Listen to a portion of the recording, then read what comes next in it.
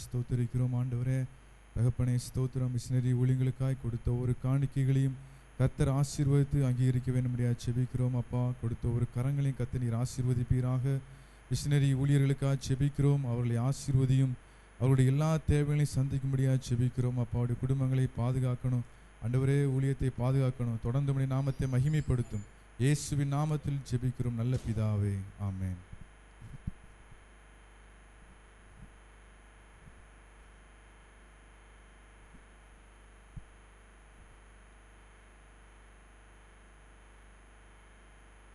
விவாக அறிவிப்பு.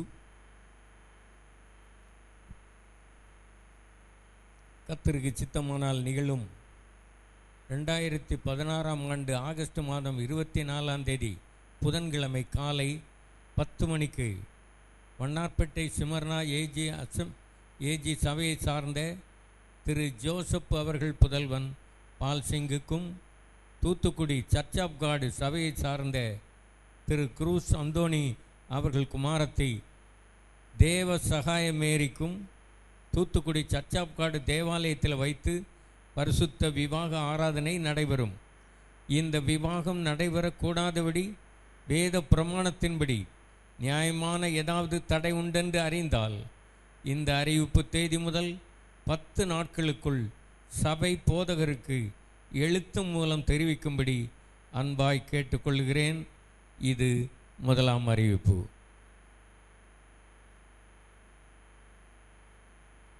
அல்லேலூயா.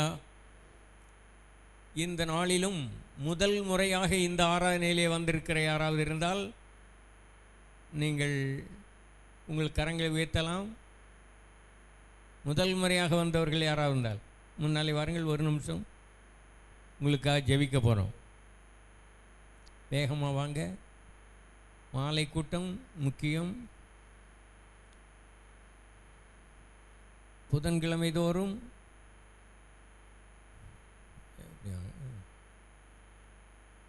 பெல் ஸ்கூலில் வைத்து விசேஷித்த ஆராதனை ஜபங்கள் இங்கிலீஷ் சர்வீஸ் அங்கே நடக்கிறது.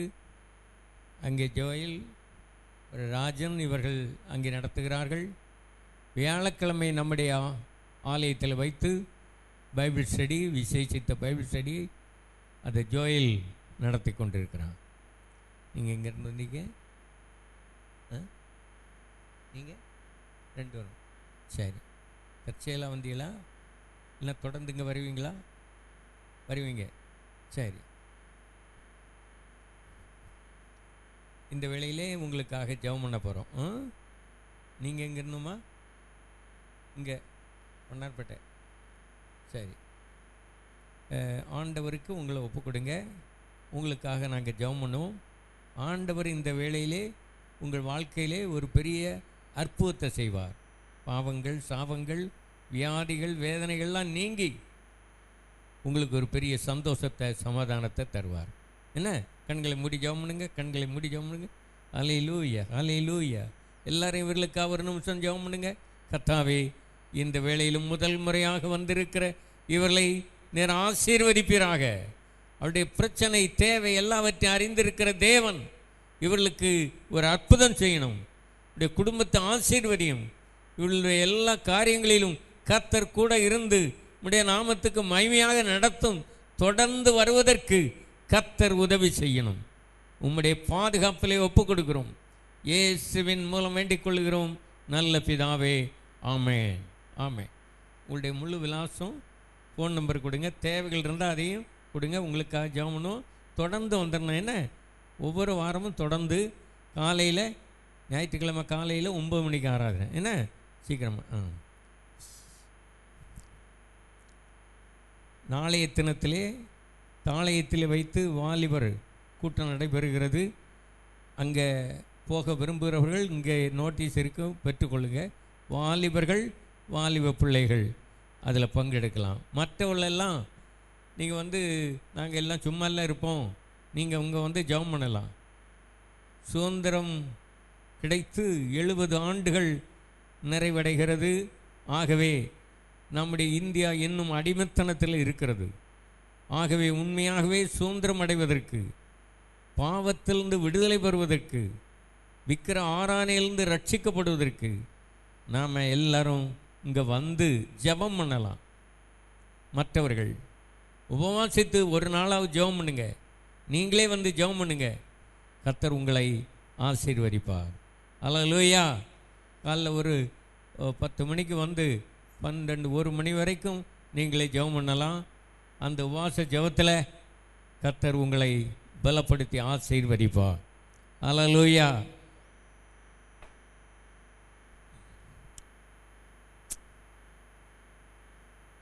நேற்றைய தினத்திலே ஜோயல் திருப்பூர் என்ற இடத்துல போய் ஒரு மீட்டிங்கில் 2 மீட்டிங்கில் பேசிக்கிட்டு இந்த காலையில் தான் வந்தான். நான் அனுப்பலை. அங்கேருந்து என்னையும் தெரியாது. அவர்கள் இவனை கேள்விப்பட்டு அங்கே வந்து பிரசங்கம் பண்ணுவதற்கு, ஆராதனை நடத்துவதற்கு அவர்கள் அழைத்திருந்தாங்க. ஆகவே அவன் அங்கே போய், இங்கேருந்து கூட 2 பேர் போய் அந்த கூட்டத்தை ரொம்ப ஆசீர்வாதமாக நடத்திட்டு வந்திருக்கிறாங்க. பல இடங்களிலும் அல்லேலூயா கர்த்தர் அவனை தெரியாத இடத்திலிருந்து அவனை அழைத்து அவனை பயன்படுத்துகிறாங்க. அவனுக்காக ஜெபிங்க. கர்த்தர் நம்ம மத்தியிலும் அவனை பயன்படுத்துவார். நம்முடைய தாபனத்திலும் நம்முடைய தேசத்திலும் அவனையும் கூட இருக்கிற ஜபாவையும் இவர்கள் 2 பேரும் உண்மையாக இருந்து கர்த்தருக்கு ஊழியஞ்செய்கிறாங்க. ஒன்று என்னிடத்தில் உதவி கேட்க மாட்டாங்க. ஆனால் கர்த்தர் அவர்களை ரொம்ப அற்புதமாக வழி நடத்துவார், வழி நடத்துகிறார். நான் காசு சில நேரம் கொடுத்தாலும் வேண்டான்னு சொல்கிறாங்க. அந்த அளவுக்கு தேவன் மேலே அவளை விசுவாசம் வச்சு, அதனால தான் அவனுக்கு ஒரு கார் வாங்குவதற்கு கர்த்தர் உதவி செய்திருக்கிறார், ராஜனை பயன்படுத்தி இருக்கிறார். அல்லேலூயா. கர்த்தர் உங்களை ஆசீர்வதிப்பாராக. ஜெபம் பண்ணி கொள்ளுங்கள். நம்முடைய ஆலய வேலைகளுக்கென்று நீங்கள் உற்சாகமாக கொடுங்க. அடுத்த வாரத்தில் இந்த வேலை ஆரம்பிக்கணும். வாக்கு பண்ணினவங்க, இது வரைக்கும் நீங்கள் கொடுக்காதவங்க, வாக்கு பண்ணாதவங்க நல்ல வேலை தப்பிட்டோன்னு நினைக்காம நீங்கள் உற்சாகமாக கொடுங்க. உங்களுக்கு அதிகமான ஆசீர்வாதத்தை தேவன் கட்டளையிடுவார். அல்லேலூயா. இந்த வேளையிலும் சங்கீத புஸ்தகம் 19:12-14 வரைக்கும் படிக்கலாம். சங்கீதம் 19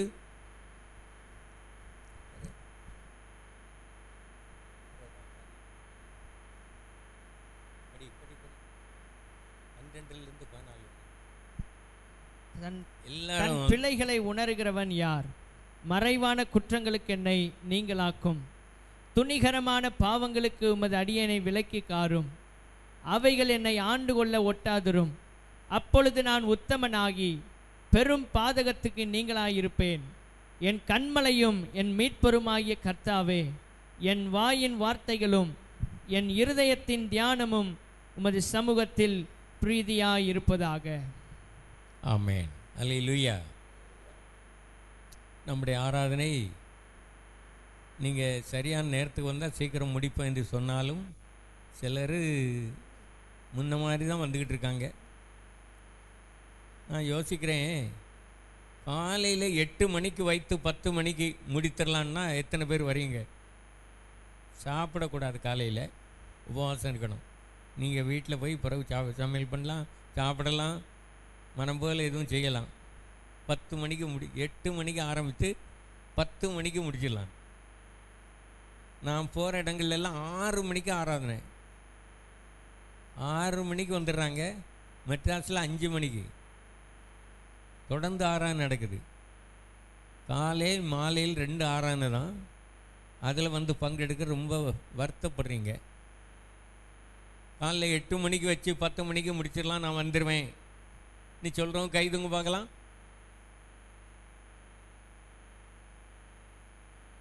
தெரியும், உங்களை பற்றி எனக்கு தெரியும். நீங்கள் 10 மணிக்கு வர்றதுக்கே ரொம்ப சங்கடப்படுவீங்க. சிலர் எழும்போதே 8 மணிக்கு மேலே தான். பிறகு எப்படி வர முடியும்? ஞாயிற்றுக்கிழமை ஒரு நாளும் கர்த்தருக்கென்று நீங்கள் பிரதிஷ்டை பண்ணி அதிகாலையில் எழும்பி ஜெபம் பண்ணி அதிகாலையில் பைபிளை தியானம் பண்ணி ஆராதனை அன்றை பூராவும் ஊழியம். அல்லேலூயா. நான் இந்த வாரத்தில் எங்கள் வெளியே இந்த வேலை நடக்கும் போது பார்த்துட்டுனே ஒரு 5 சகோதரிகள் வந்தாங்க.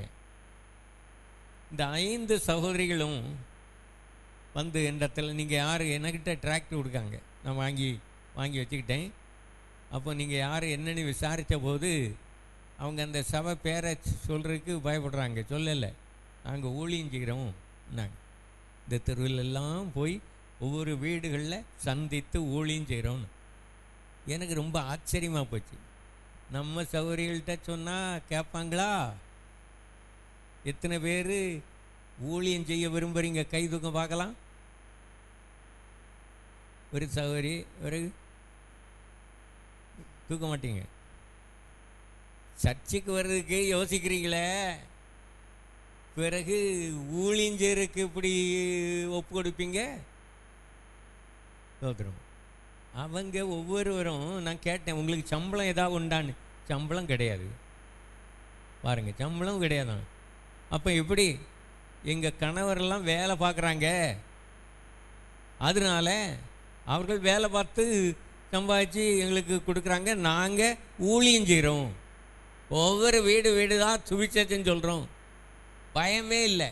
இங்கெல்லாம் சொல்லிட்டு வந்துருக்கேன். சொன்னாங்க, நீங்கள் என்ன நினைக்கிறீங்க? அப்படி ஒழிங்கன்னா நம்ம அடிச்சிடுவாங்க, பிடிச்சிடுவாங்க, சாப்பிட்ருவாங்க, இப்படி நீங்கள் பயப்படுறீங்க. அவங்கள நான் விசாரிக்கும் போது பரிசுத்தாவே பெறலை. ஆனால் ஊழியன்னு ஆசையாக வராங்க, வந்து செய்துட்டு இருக்காங்க. யாரும் பலவந்தம் பண்ணி அனுப்பலை. உங்களுக்கு இதெல்லாம் ஒரு எச்சரிப்பாக இருக்குது. விசுவாசிகளுக்கு ரட்சிக்கப்பட்டேன், ஞானஸ்நானம் பெற்றேன், பரிசுத்தாவி பெற்றேன், நான் தான் பரலோக ராஜ்யத்துக்கு போவேன், நாங்கள் தான் போவோம் என்று மற்றவர்களை நாம் அற்பமாக எண்ணுகிறோம். ஆனால் அவர்கள் பாருங்க,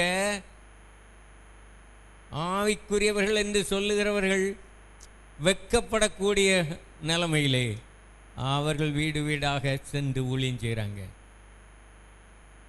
திருமணமானவங்களும் திருமணம் ஆகாதவங்களும். அல்லேலூயா. ஆகவே இந்த கடைசி காலத்தில் நாம் கவனமாக இருப்போம். இந்த வாசித்த வேத பகுதியில் நான் மறுபடியும் உங்களுக்கு நினைப்பூட்டுகிறேன். 12ஆம் வசனத்தில், தன் பிழைகளை உணர்கிறவன் யார்? மறைவான குற்றங்களுக்கு என்னை நீங்களாக்கி ரட்சியும். 13ஆம் வசனத்தில், துணிகரமான பாவங்களுக்கு உமது அடியேனை விலைக்கு காரும். அதுக்கு பிற்பாடு அது என்ன?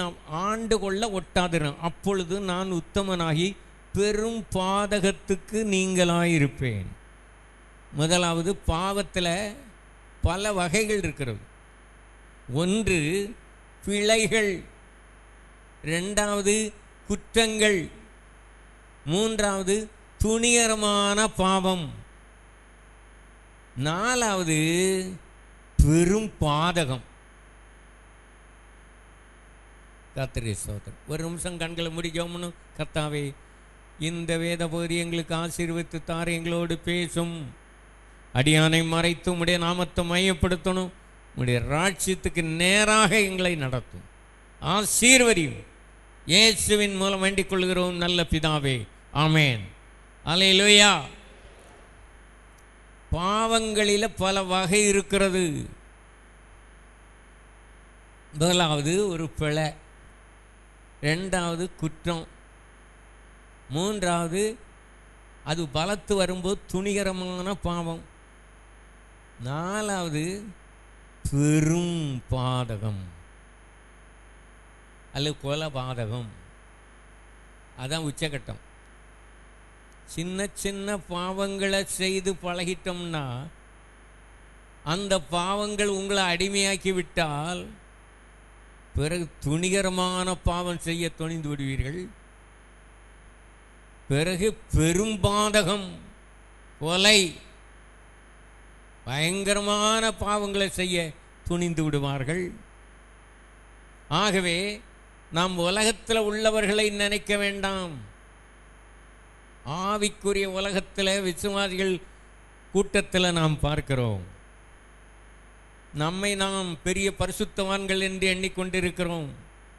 நம்ம தான் பரலோக ராஜ்யத்துக்கு போவோம் என்று எண்ணிக்கொண்டிருக்கிறோம். ஆனால் இந்த வசனத்தின்படி உங்கள் வாழ்க்கை சரியாக இல்லாவிட்டால், முழுவதும் வேறுபட்டு ஜீவிக்காவிட்டால், உங்கள் வாழ்க்கையில் தேவனுடைய சித்தம் செய்யாவிட்டால், நீங்கள் தேவனுடைய ராஜ்யத்திலே அல்லது கர்த்தருடைய வருகையிலே போகிறது முடியாத காரியம். அல்லேலூயா, ஸ்தோத்திரம். முதலாவதாக பிசாசு லேசான பாவங்கள், பிழை, குற்றம், இதெல்லாம் பெரும் பாதகம் இல்லை, அறியாமையினாலே வருகிறது.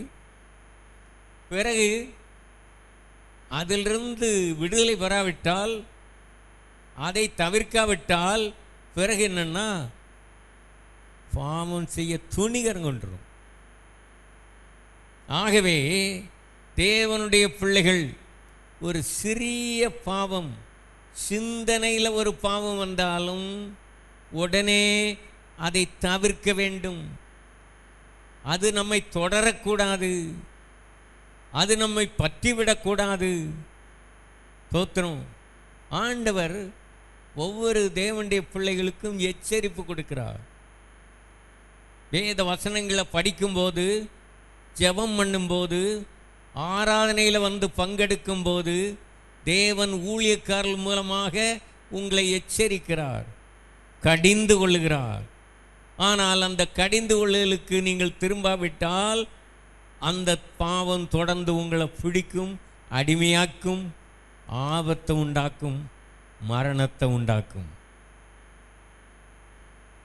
ஆகவே விசுவாசிகள் நீங்கள் விழிப்பாக இருக்க வேண்டும். நீங்கள் மட்டுமல்ல, உங்களுடைய குடும்பம், உங்கள் பிள்ளைகளுக்கெல்லாம் நீங்கள் உத்தரவாதம் பண்ண வேண்டியவர்களாக இருக்கிறீர்கள். ஆகவே நீங்கள் எல்லா காரியத்திலும் முழுவதும் வேறுபட்டிருக்கணும்.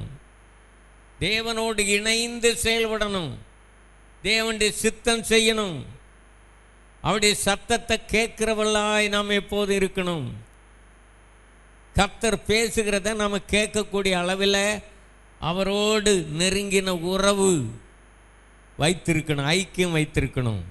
Praise the Lord. அல்லேலூயா.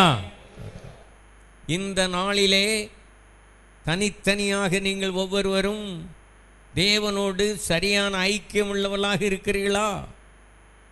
தேவனுக்கும் உங்களுக்குள்ள ஐக்கியம் சரியாக இருக்கிறதா? பாவம் ஒரு மனிதனை தேவனை விட்டு பிரிக்கிறது, தேவ சமூகத்தை விட்டு பிரிக்கிறது, தேவ சபையை விட்டு பிரிக்கிறது. ஆனால் இயேசு கிறிஸ்து அல்லேலூயா அவருடைய வார்த்தையினாலே உங்களை சந்திக்கிறார், ரட்சிக்கிறார், குணமாக்குகிறார், தேவனுடைய ராஜ்யத்துக்கு நேராக உங்களை நடத்துகிறார். பாவம் ஒரு பிளப்பை உண்டு பண்ணுகிறது, தேவனுக்கு நமக்கும் ஒரு பிரிவினை உண்டு பண்ணுகிறது. ஒரு பாவத்துக்கு நீங்கள் அடிமைப்பட்டிருந்தால் அந்த பாவம் உங்கள் உள்ளத்தில் நிலைத்திருக்குமானால், தொடர்ந்து அந்த பாவம் உங்களை அடிமையாக்குமானால் சந்தோஷம் இருக்காது, சமாதானம் இருக்காது. நீங்கள் எப்படி இருக்கிறீர்கள் என்பதை உங்களை பார்க்கும்போதே தெரியும், முகத்தை பார்க்கும்போதே தெரிஞ்சிடும். ஆனால் ஆண்டவர் இருதயத்தையும் பார்க்குறார். இருதயத்தின் நிறைவு வாய் பேசும், முகத்தில் தெரியும், சாயல் தெரியும். நமக்கும் தேவனுக்கும் உள்ள ஐக்கியம் உறவு சரியாக இருக்குமானால் தேவ சாயல் உங்களிலே தெரியும். அல்லேலூயா. நாம் தேவனுடைய பிள்ளைகளானால் தேவனுக்குரிய சாயல் தேவனுடைய பிள்ளைகளிடத்தில் காணப்பட வேண்டும். ஒரு மனிதன் பாவம் செய்யும் போது பாவ மனுஷனுடைய சாயல், தொடர்ந்து பாவம் செய்யும் போது பிசாசுடைய சாயல் தெரியும். நல்லா உங்களை பாருங்க, அல்லது வேற ஒரு ஆள்கிட்ட உங்களை பார்க்க சொல்லுங்க, எப்படி இருக்கான்னு. உங்கள் முகத்தை பார்க்கும்போது தெரிஞ்சிடும் நீங்கள் யார், எப்படி இருக்கிறீங்க, உங்களுடைய நிலைமை என்ன, உள்ளான நிலைமை என்ன என்பதை கண்டுபிடித்து விடலாம். பாவம் ஒரு மனிதனுக்கு வரக்கூடிய நன்மைகளை, ஆசீர்வாதங்களை தடை செய்கிறது, சந்தோஷத்தை கெடுக்கிறது, சமாதானத்தை கெடுக்கிறது. துன்மார்க்கனுக்கு சமாதானம் இல்லை என்று என் தேவன் சொல்லுகிறார். துன்மார்க்கனுக்கு சமாதானம் இல்லை என்று என் தேவன் சொல்லுகிறார். உங்களுக்குள்ளே உண்மையான சந்தோஷம், சமாதானம் எப்போதும், எப்பொழுதாவது அல்ல, எப்பொழுதும் நிலைத்திருக்க வேண்டுமானால், தேவ சமாதானம் உங்கள் இருதயத்தை ஆளுகை செய்ய வேண்டுமானால், அல்லேலூயா, சந்தோஷம் உங்களிலே நிலைத்திருக்க வேண்டுமானால், இயேசு கிறிஸ்து உங்களுக்குள்ளே நிரந்தரமாக வந்து வாசம் பண்ண வேண்டும். அல்லேலூயா. பாவம் செய்து பழகிவிட்டால் அந்த பாவம் உன்னை அடிமையாக்கிவிடும். பிறகு நீ இந்த பாவத்திலிருந்து என்ன ரட்சியம் என்று சொன்னாலும் விடுதலை கிடைக்காது. பவுல் சொல்றார், நிர்பந்தமான மனிதன் நான், இந்த மரண சரீரத்திலிருந்து யார் என்னை விடுதலையாக்குவார்? அல்லேலூயா, ஸ்தோத்திரம். பாவம் மனுஷன் விளையாட்டா செய்கிறான், அல்லது மற்றவர்களை பிரியப்படுத்துவதற்காக செய்கிறான், அல்லது தன்னை திருப்திப்படுத்துவதற்காக செய்கிறான். ஆனால் அதை விட வேண்டும் என்று ஒரு மனிதன் நினைத்தாலும் விட முடியாத கட்டத்துக்கு வந்துடுறான். நாளை இந்த வாலிபர்கள் ஒரு பயங்கரமான காட்டாற்று வெள்ளத்தில் அந்த தண்ணீர் ஓடிக்கொண்டிருக்கிறது, மழை காலம் பார்த்து கொண்டே இருக்கிறாங்க. அப்போது அந்த காட்டாற்று தண்ணியில் ஒரு வாலிபனை இழுத்து கொண்டு போகிறது.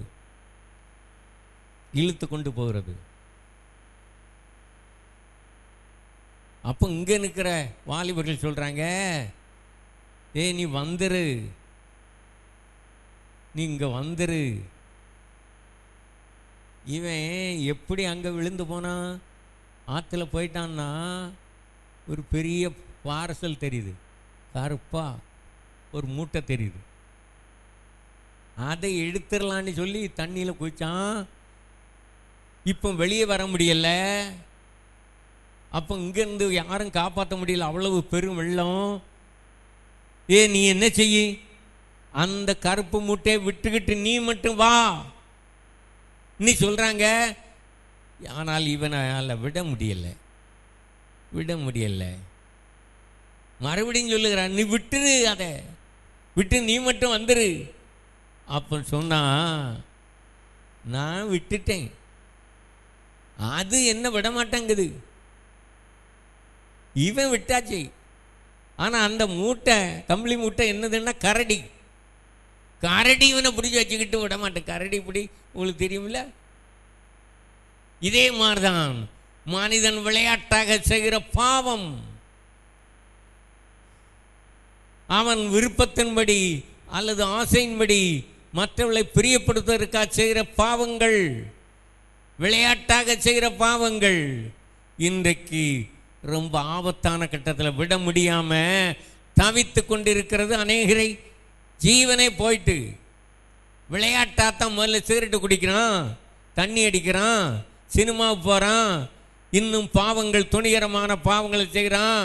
ஆனால் அதனால் வரக்கூடிய பாதிப்பு என்ன என்பதை அவன் உணர்ந்து கொண்ட போது அதை விட நினைக்கிறான், விட முடியல. எத்தனை பேர் நான் விளையாட்டா பழைத்தேன், இப்போ அதை என்னால் விட முடியல. இப்படித்தான் இந்த உலகத்தில் உள்ள மனிதர்கள். ஆனால் விசுவாசியே, நீ முழுவதும் பாவத்திலிருந்து வேறு விட்டிருக்கணும். பாவம் மன்னிக்கப்பட்ட பிற்பாடு பாவத்தின் மேல் வெற்றி.